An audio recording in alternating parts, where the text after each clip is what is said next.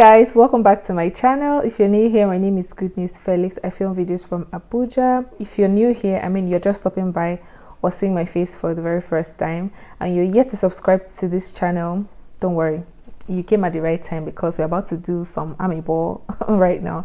So yeah, consider subscribing to this channel. Amazing content, amazing stuffs going on in this channel, so please consider subscribing and joining this amazing family. And if you're a returning subscriber, thank you so much for always stopping by, for always sticking with me. Thank you so much. So from the title of this video, this is a very brief summary of my labor and delivery story. But first of all, I want to put it out here that if you're believing God for the fruit of the womb, I pray and I prophesy into your life that everything you've wished for, you would definitely receive it from God in the mighty name of Jesus. Amen. So let me just start this whole thing because I don't want to feel emotional right now, because I don't know, this video should have been up a long time ago, but in my head I'm like, how will I sit down to film this video, because it is just so emotional how everything's happened, how everything started. It's just so emotional. But I was like, today, you know what, I'm going to film this video now that my baby has given me space. By the way, my baby is just beside me, she's sleeping, so I just took her from the room to the parlor so that she doesn't feel alone.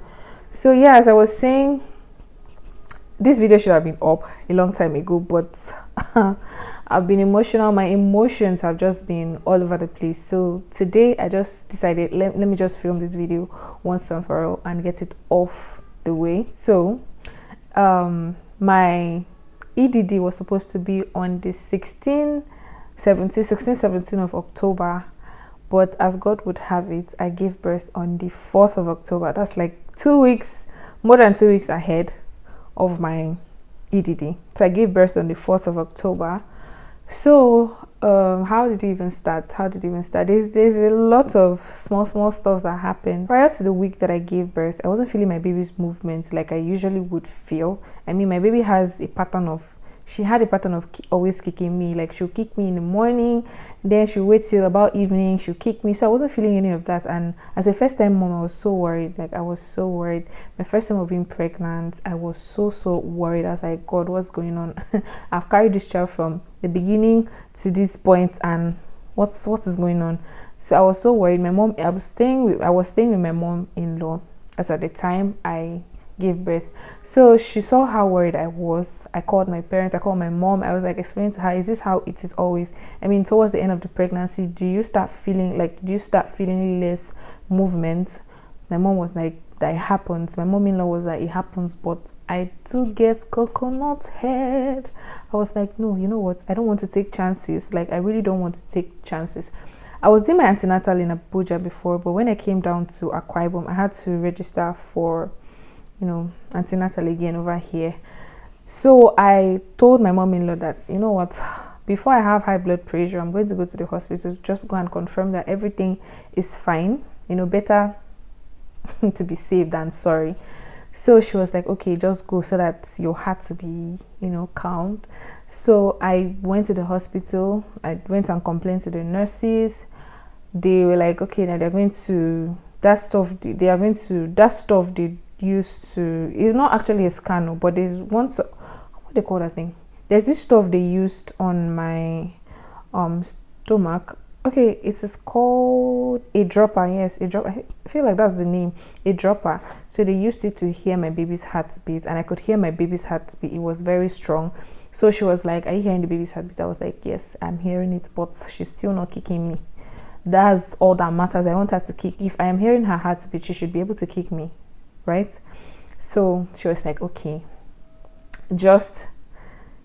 okay, you need to go and see the doctor. I was like, fine, I'm ready. I met the doctor, and the doctor was like, everything is okay. So when I told the doctor that I wasn't feeling my baby's movement, he was like, okay, that he's going to send me to go and do a scan. He was going to send me to go and do a scan. Then after doing the scan, I have to come back to the hospital again. And that day was very sunny. So I called my mom-in-law to go over to the place that they do the scan. So I'll go and meet her over there. So I went and met her. They checked me, did the scan. My baby was fine. She was doing well. I feel like the whole place was crowded for her, so she didn't have enough space to move. But yeah, everything was fine. I went back to the hospital, gave them the result. They were like, everything was. So when I went back home, I noticed that I was kind of leaking. I've heard women say a lot of things. Oh, incontinence, that's when you're leaking urine. Like when a woman that is pregnant is leaking urine, like her, what do you call that thing? Her what? When a woman that is pregnant is leaking urine, like she can't really hold her urine anymore, so she's leaking it. So I thought that was my case, but at some point the way it was coming out, it was kind of slippery. So I had to check, check the difference between what was coming out of me and my urine. And I knew that when I checked it, I was like, okay, these are two different things. So I told my mom-in-law, she was like, probably it's my Lycol that is leaking, if we should go to the hospital. And that day we were supposed to go to the hospital was a public holiday. So I was supposed to go to the hospital on, this thing happened on, is this a Friday or so? Thursday, Friday, and next week Thursday was supposed to be my antenatal. So I was like, okay, let's just wait till my antenatal day, that's Thursday, let's just wait till the next week Thursday. I'll just go for antenatal at once and I'll complain. So I didn't even know that it was my amniotic fluid that was leaking all this while. Like it was leaking, seriously leaking. So on Monday it got, like the fluid was leaking so much. So I told my mom-in-law that let's just go to the hospital. She was like, yes, let's go to the hospital. She was even the one that initiated going to the hospital, because me, I was so reluctant of going to the hospital. So she initiated it and we had to go to the hospital on Monday. So I just packed just a few stuff because I was not expecting that I would go into labor that day. Like my mind wasn't even going that way, that I could be admitted. So I went to the hospital. My doctor came, checked me. I was like, oh, true, your amniotic fluid is actually leaking, and that could be very dangerous for the baby. It could cause infection, or maybe the water that the baby is using to survive could dry up, and then the baby would be in danger and all of that bad stuff. So he was like that they should admit me to the hospital. I was like, okay, no problem, fine, no problem. I didn't pack my stuff. I just took just a few things for myself, just a few things. So my mom-in-law, they had to run around to do, they asked that I should go to the blood bank and keep a pint of blood there. My brother that has my blood group had to come and he donated his blood for me, blood I did not end up using. So I had to call my parents. My parents came to the hospital. I forgot to carry there's this stuff they use to lay on the bed when they want to check us, Macintosh. So I forgot to carry my own. They were like, if I don't have a Macintosh, they're not going to attend to me. So my mom had to bring it from the house for me. So she brought it. They went home, brought all of my stuffs, brought my baby's stuffs, and came back to the hospital. So after everything, I was told that I was going to be induced. And to be very honest, I was so freaking scared, because I've heard stories here on YouTube and the group I talked about, that I am in that group. I've heard stories of people saying that induction is very, very painful. Like it is excruciating. Like it is, they even likened it that it is close to being mad. Like that kind of thing that you so that's how they said that induction is, that it is so painful. And I was like, induction, waiting they occur, waiting they happen, waiting they saw what's going on. Like I didn't plan for induction. To be very honest, I was in the house. When I was in the house, I was always looking out for when my body would just naturally go into labor. I was always looking out for labor, for signs of labor, but it wasn't forthcoming. So I was told I was going to be induced. I was like, you don't mean it. Like, you don't mean it. But did I have a choice? My baby they said she was, so that she won't be in danger, they had to induce me. I was like, okay, how are people going to induce me? They were like, they're going to insert a tablet instead of me, like quarter of a tablet instead of me. And that's just how the induction, I didn't even understand. So I was thinking I was going to get it through an IV, because I heard this hot drip, something like that. My mommy was trying to explain it for me.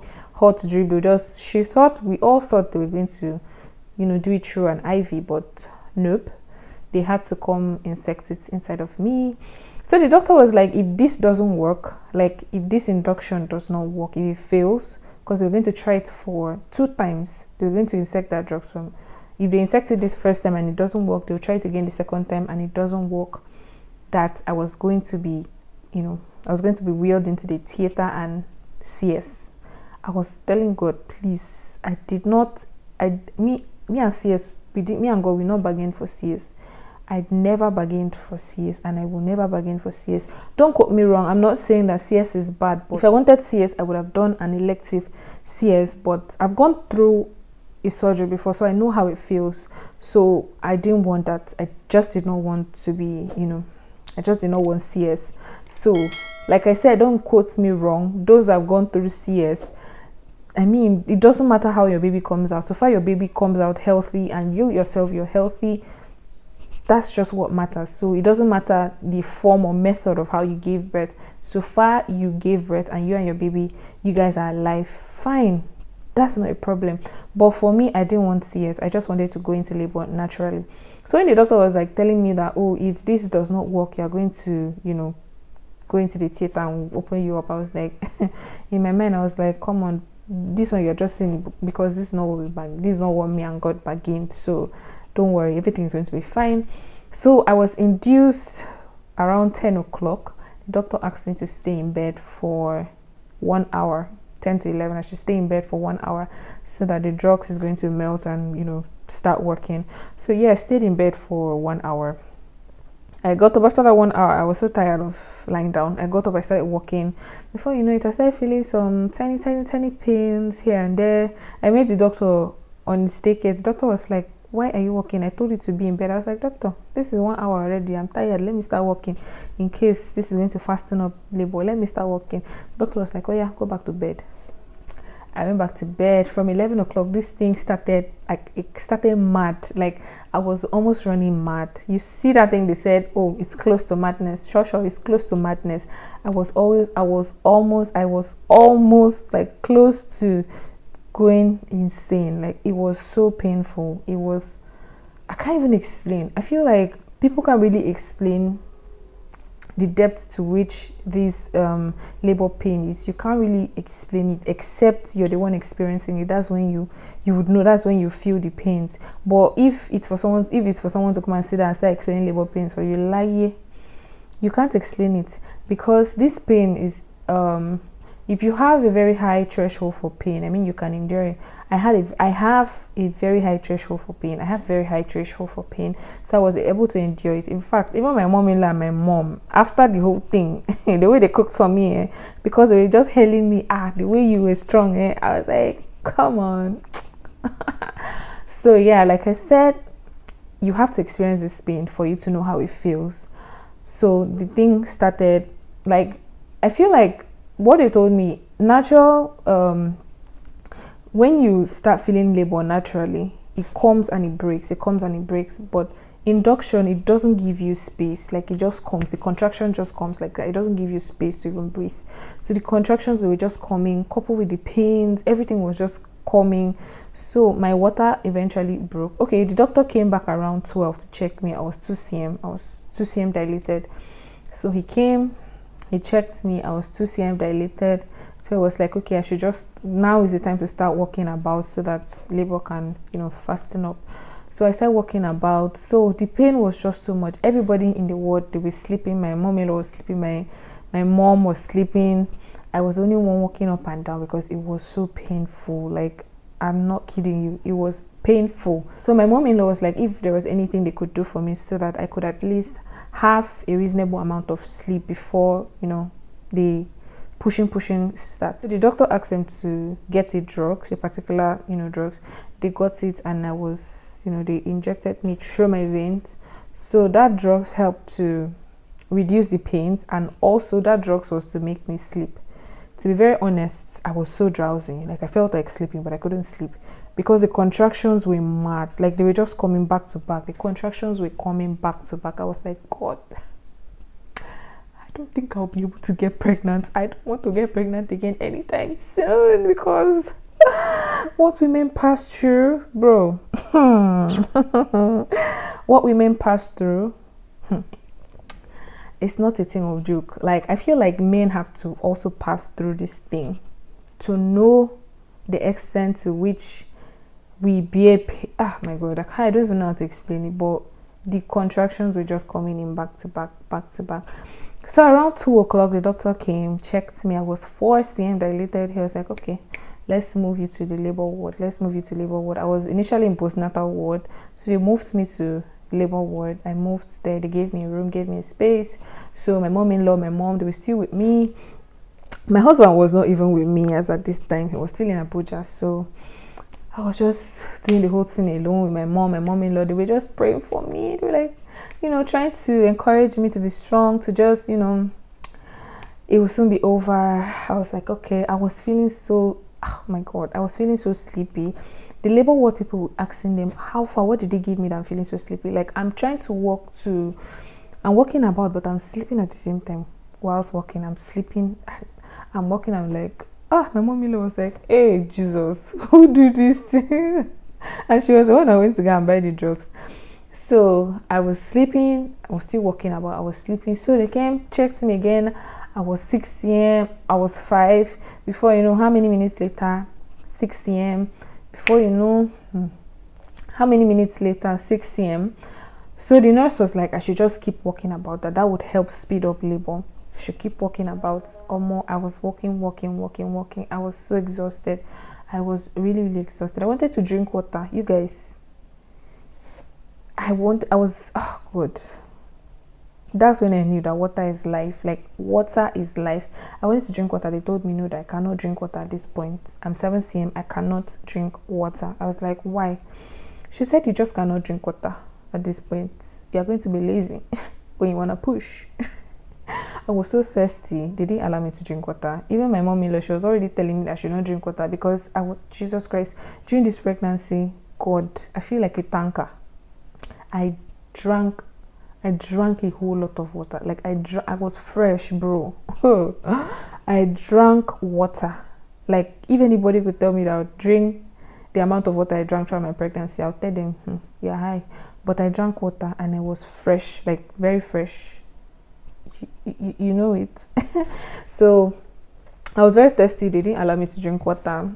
The nurse even had to that in pepper me. She came, she took in fact, she opened the bottle, put the water in the cap, like the cap of the bottle, and then placed it on my tongue. I was like, what's going on? What is happening? So they came again, they checked me. I couldn't pee. So I was pressed, but I was not allowed to pee so that I don't end up pushing and tearing myself. So they had to come and, I don't know that thing they used, they injected inside of me and they were suctioning the urine out of me. So yeah, she came, they checked me again. I was 8 cm. So I started prepping for, they started prepping for the delivery.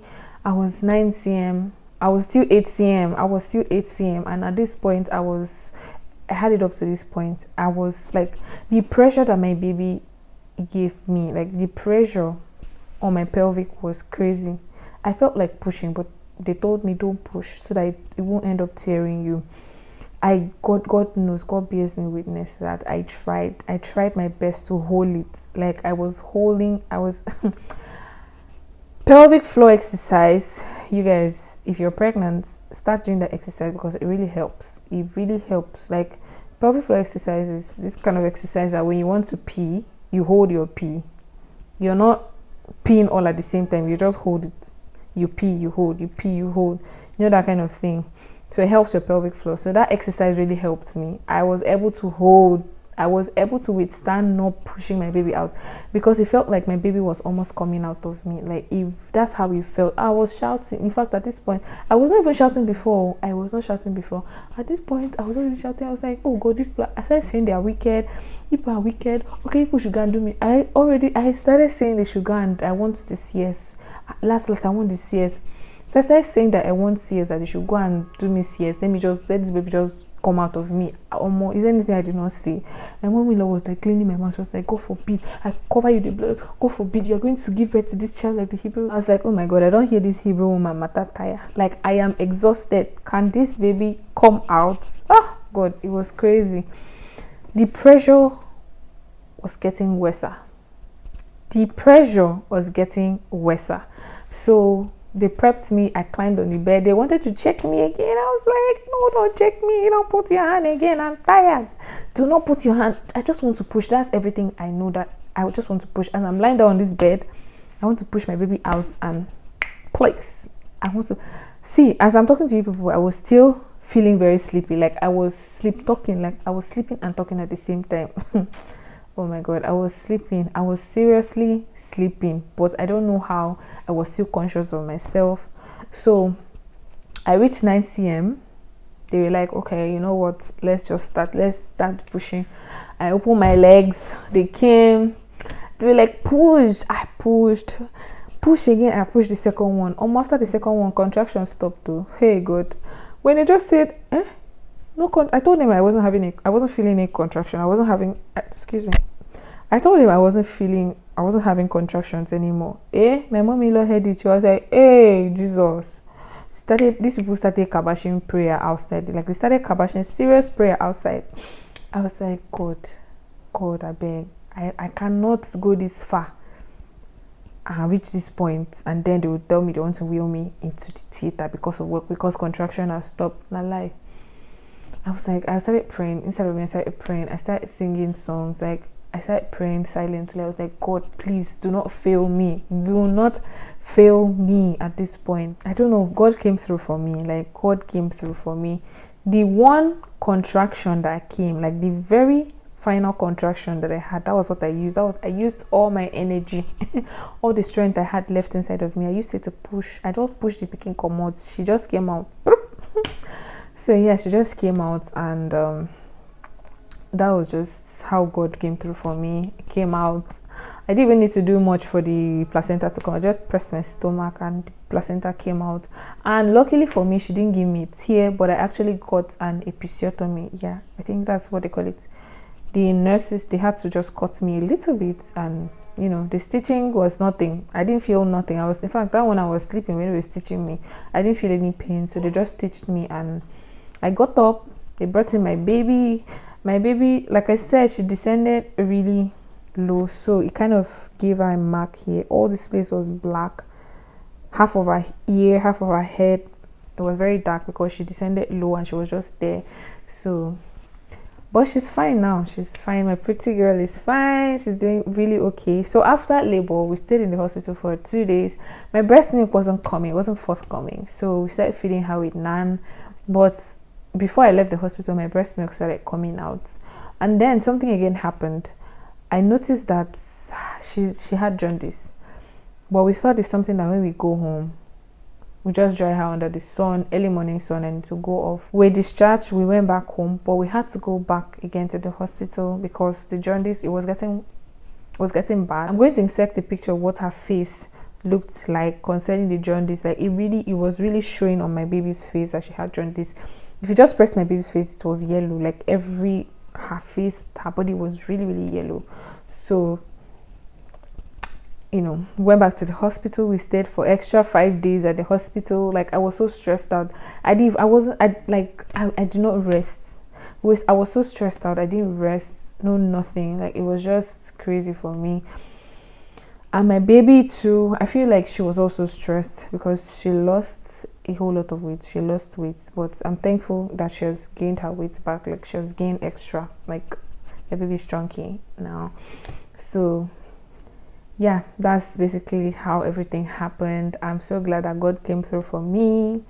So yeah, I can't believe I'm a mother. Like, I cannot believe. Each time I just turn and look at my baby, and then she just smiles unconsciously, because I know that she has not started smiling yet, but she just smiles unconsciously. I'm like, come on, baby girl, you're so beautiful. Like, every day, I always, you know, give her words of affirmations. I just try to talk to her. Give her words of affirmation, tell her that God loves her, you know, all that good stuff. I'm just in a very thankful space right now. after everything that happened. I'm just so grateful to God. I'm just so thankful to him that he listened to my prayers right from the the very day I knew that I was pregnant. I was always praying to God, was always praying to him. The same way you started this thing, let's just end it like that. Let's just carry it from first trimester, second trimester to the third trimester, and to when I was going to give birth. I told God that, God, I don't want any complication. Like, I don't want any complication. I know you can do it for me, and I'm just so grateful that God answered my prayer in a very sweet way, in a very beautiful way. I'm alive today. My baby is alive. My husband is alive. Like, I'm just so grateful to God. And you guys, I don't want to cry, but I'm just so thankful, and I don't even know what to say to God. I don't know how to thank him enough, because he has done more than enough for myself and my family. I don't know how to thank him, but God is good. He's always good. So yeah, that's basically my labor and delivery story. See, if I want to narrate everything that happened, like in details, I think that this video is already 30 minutes. Like, it is already 30 minutes. So if I want to go into details about everything, it's going to take a very long period of time. In fact, I'm not sure I'm going to leave this place. But notwithstanding, we are here. I'm a mom. So yeah, you guys, I am a mommy. Like, it feels so surreal. Even my husband is always like, okay, so I'm not a father. I'm like, of course, we're not meant to be a father. So yeah, if you guys enjoyed watching this video, give this video a like, subscribe, share this video, leave comments in the comment section. I'll be there to see all your comments. And like I said before, if you are trusting God for the fruit of the womb, trust me, God answers prayers, and he's going to answer your prayer when the right time comes, very fast, like very, very fast. He's going to answer your prayers, and you would come out here to also share your testimony like I am sharing mine. And yeah, that's the end of this video.